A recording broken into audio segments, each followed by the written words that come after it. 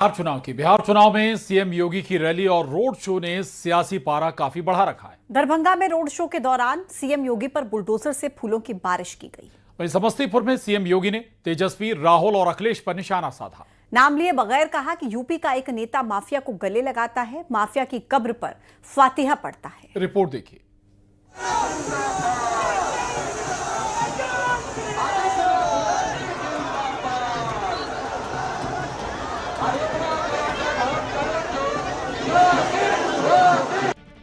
बिहार के चुनावी रण में सीएम योगी ने पहले चरण की वोटिंग के लिए ताबड़तोड़ प्रचार किया। पहले चरण के प्रचार के आखिरी दिन सीएम योगी ने दरभंगा में रोड शो भी किया। इस रोड शो में सीएम योगी पर बुलडोजर से फूलों की बारिश की गई।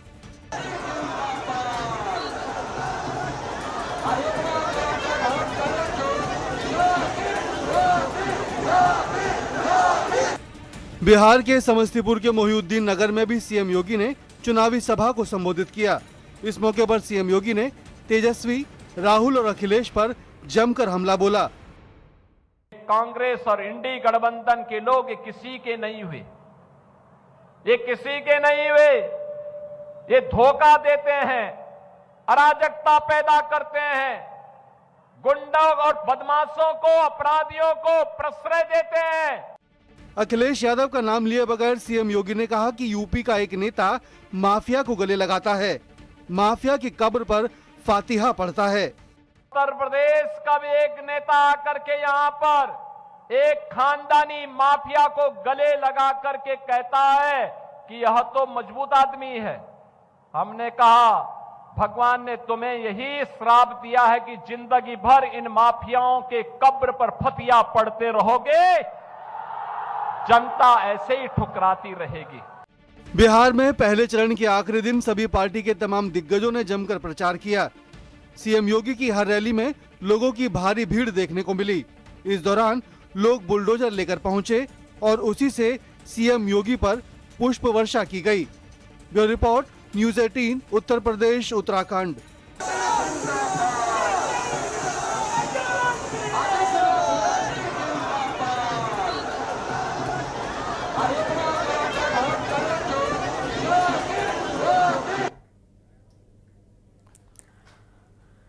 बिहार में पहले चरण का अंतिम दौर आते आते बिहार में चौतरफा सियासी जंग छिड़ गई है। आपको कुछ बयान भी सुनाते हैं जो बताते हैं कि बिहार के सियासी पारे में कितनी आग लगी हुई है।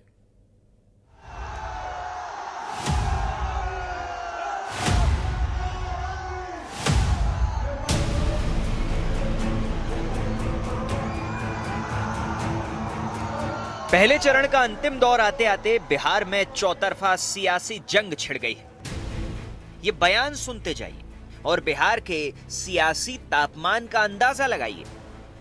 यही कांग्रेस थी, कहती थी कि राम तो हुए ही नहीं। यही आरजेडी थी जो राम मंदिर की रथ यात्रा को रोकती थी। समाजवादी पार्टी है जो राम भक्तों पर गोली चला करके अयोध्या को लौलुहान करती है। आज मोदी जी का नेतृत्व है, भव्य राम मंदिर का निर्माण हो गया। सुनने में आया है कि एक पड़ोसी आए थे, कोई पड़ोसी, एक रंगा पड़ोसी,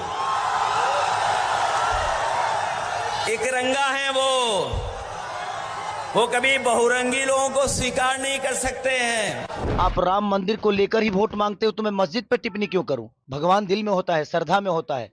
मंदिर में सिर्फ एक मूर्ति होती है। राम मंदिर बनाना जरूरी है, बट क्या अस्पताल बनाना जरूरी नहीं है? रोजी रोजगार के लिए ट्रम्प को वोट करने जाएंगे हम? 500 साल जिस मंदिर के लिए हिंदू लड़ते रहे, अपने जान की बाजी लगाए, कुर्बानी दिए, और कोर्ट के आदेश आने के बाद जब वहां भव्य राम मंदिर बना है तो आप बकवास करते हैं कि वहां मंदिर के जगह हॉस्पिटल बनना चाहिए। तो ऐसे आदमी को यदमुल्ला ही कहा जा सकता है, अब ये यादव नहीं हो सकता है। पहले मुगलों ने, फिर अंग्रेजों ने, फिर कांग्रेसियों ने, बाद में लालू ने राम मंदिर को रोक कर मोदी जी ने राम मंदिर का भूमि पूजन भी किया और 24 में प्राण प्रतिष्ठा कर जय श्री राम कर दिया।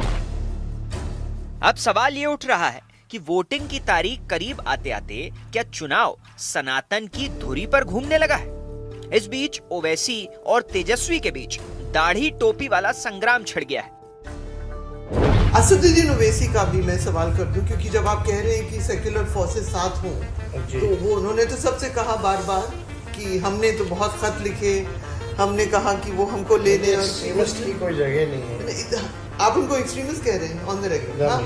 हाँ, एक्सट्रीमिस्ट की कोई जगह नहीं। तेजस्वी ने कहा कि ओवैसी एक्सट्रीमिस्ट है, चरमपंथी है। हम तेजस्वी को बोलेंगे बाबू एक्सट्रीमिस्ट को तुम जरा अंग्रेजी में लिख के बता दो। अगर आंख से देखोगे तो आंख निकाल लेंगे, उंगली दिखाओगे तो उंगली काट देंगे, जुबान संभाल करके नहीं बोलोगे तो जुबान काट देंगे तेजस्वी तुम्हारा। उधर असम के मुख्यमंत्री हिमंता बिस्वा शर्मा बिहार पहुंचे तो राहुल गांधी को हार की गारंटी बताने लगे। जहां भी राहुल आते हैं हारना तैयार हो जाता है। Rahul is a symbol of bad luck.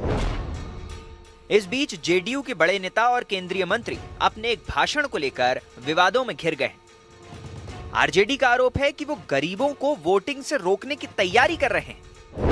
नेता चुनाव के दिन उनका घर से निकले मत हो, उनका घरे में बात कर दीजिए। आप बहुत अगर हाथ जोड़ तो कही हो कि तू चला हमने के साथ अपन वोट गिरावा और आके घर में। इस बयान पर एफआईआर दर्ज हो गई है, लेकिन जेडीयू का कहना है कि बयान को काट छांट कर दिखाया गया है। लेकिन बिहार में एक रंग भाई वर्सेस भाई की सियासत का भी है। अगर तेजस्वी को चाहते हो कि तेजस्वी मुख्यमंत्री बने, बिहार में महागठबंधन की सरकार बने, तो पार्टी से बड़ा और कुछ नहीं होता। पार्टी है तभी सब है। तो करने दीजिए, अभी बच्चा है वो। चुनाव बाद उसको झुनझुना पकड़ाएंगे। हमारे क्षेत्र में हो गए तो हम भी उनके क्षेत्र चले गए, राघोपुर।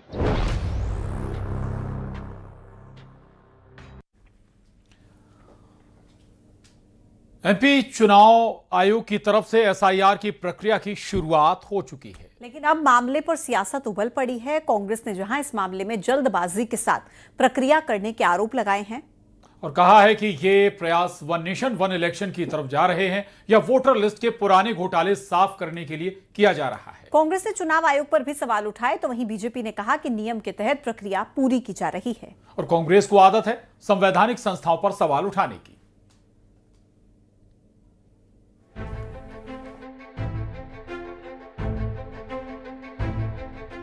एमपी समेत 12 राज्यों में आज से एसआईआर की शुरुआत हो गई है, जिसके तहत सर्वे के लिए घर घर चुनाव आयोग की टीम पहुंच रही है। मतदाताओं से जानकारी ली जा रही है। जानकारी के लिए बूथ लेवल ऑफिसर यानी BLO फॉर्म के साथ घर घर पहुंच रहे हैं।